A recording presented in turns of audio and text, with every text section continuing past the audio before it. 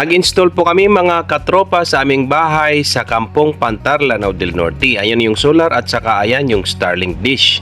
So yan po ang gamit namin na solar hybrid generator na mayroong battery na 120 Ah at saka mayroong inverter na 1.2 kilowatt. O halin tulad po doon sa ating pinost na ibang solar, ito po ay solar generator na movable at portable. So pwede rin itong i-charge sa Lasurico at saka direct na kuryente natin dahil hybrid po siya. So yung na-post ko po na solar na mounted, magkatulad lang po siya ng capacity at itong solar generator. So ito pala ang aming gamit na generator sa aming bahay sa Pantar para ma-powered ang ating Starlink 24/7. Ito pala ang aming Starlink na in-install sa aming bahay sa Pantar. So yan po ang kanyang Microtech na nakakonfigure na po para sa ating Starlink para hindi mag-lag ang ating window machine. So para po hindi ma-stow at ma-reboot ang ating Starlink, kailangan po natin ng Microtech Hex para pang filter sa ating Starlink. Mayroon din po yan anti-torrenting para hindi po maban ang ating account sa Starlink dahil marami na pong nakareceive ng warning sa Starlink na nagda-download ng mga copyright content. So kapag wala po kayong Microtech, napakadelikado po ang inyong Starlink. Pagka mayroon po kayong Microtech, hindi po magalaw ng ibang tao ang inyong Starlink. So ayan po yung ating window machine na nilagay sa Junaids Co Chicken. Nasa harap po yan ng Pantar National High School. So para po sa lahat ng ating mga client na mga estudyante dyan sa harap ng eskwelahan, pwede po kayong bumili ng ticket wifi dyan dahil available sa Junaids Co ang ticket wifi. So kahit nakapasok po kayo sa school, andyan po yung ating highway. So harap po yan mismo ng Pantar National High School. Hindi po natin pwedeng ilagay dyan sa loob ng premises ng eskwelahan ang mga pisonet dahil bawal po yan as per DepEd advisory. So ang allowed lang po dyan ay doon sa labas ng mga eskwelahan. Ito pala sa Junaids Co mga katropa, napakasarap ng kanilang fried chicken. May mga iba't ibang branches po sila sa Marawi City.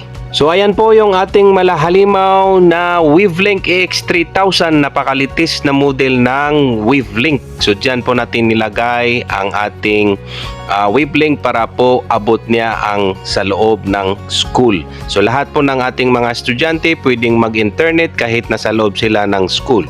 So alam niyo mga katropa, ang mga estudyante kailangan nila ng internet para makapag-research sila at gamit sa kanilang mga online research. So yung mga teachers po natin, kailangan din nila ng internet para makasubmit ng mga report at makadownload ng mga forms, na mga government forms. Pag nagsasubmit sila sa division office, kailangan nila ng internet. So ang range pala ng Wavelink EX3000 nasa 350 to 400 meters po yan. Ang ating munting bahay, pinutol ko po ang mga kahoy dyan sa harap para hindi ma-obstruct ang ating Starlink. Kasi pagka may mga puno sa katabi niya, ma-obstruct po ang ating Starlink at humihina. Sa kabutihang palad, nag-check po tayo ng obstruction sa ating Starlink, naka 100% po naman. Hanggang dyan po sa may police station, abot po niya ang ating signal. So ayan po yung gate ng Pantar National High School. Shout out sa ating mga alumnus ng Pantar National High School. Dito rin tayo nakapagtapos ng ating secondary. So nag-config po tayo ng Wavelink para i-connect sa ating window machine. Ayan po yung ating window machine, jumbo box po yan. So yung ating mga katropa, si Mr. Jasim at saka si Mr. Salman, sila po yung nagka-crimp ng mga cables na gagamitin natin sa ating window machine. So ayan po yung ating collection, nasa kalagitnaan na po yan. Ngayon mga katropa, pumasok po tayo sa loob ng school para matry natin ang lakas ni Wavelink. Kung gaano ba kalawak ang range na maaabot ng ating antena. So dyan po yung mga waiting shed na tambayan ng ating mga estudyante, andyan po. So kahit nakatambay sila dyan, pwede silang mag-internet. So yan yung mga school building. Kung abot ba niya ang range ng ating antena. So yan po yung ating antena. So i-try natin mga katropa kung dito ba ay makapag-internet tayo sa loob ng eskwelahan, no? Sa loob ng campus. Kalayo ng ating Wavelink. Ayan po, sa likod ni Ishak yung ating Wavelink. So buksan natin ang ating cellphone para mag-play tayo ng YouTube kung kaya ba niya ang ganyan kalayo. So nag-play po tayo ng YouTube. Ayan. So nakikita nyo, mayroon po siyang internet. So napakalakas ng ating Weblink AX3000 dahil nasa 350 to 400 meters po ang kanyang range. So nag-scroll tayo kung maglo-loading ang ating Weblink. So hindi po siya naglo-loading. Tuloy-tuloy po na nag-play ang ating video sa ating cellphone. I-try po natin mga katropa doon sa kabilang dako ng campus kung makukuha pa rin ba ang ating Weblink kahit may mga punuan po dyan na sa loob ng campus.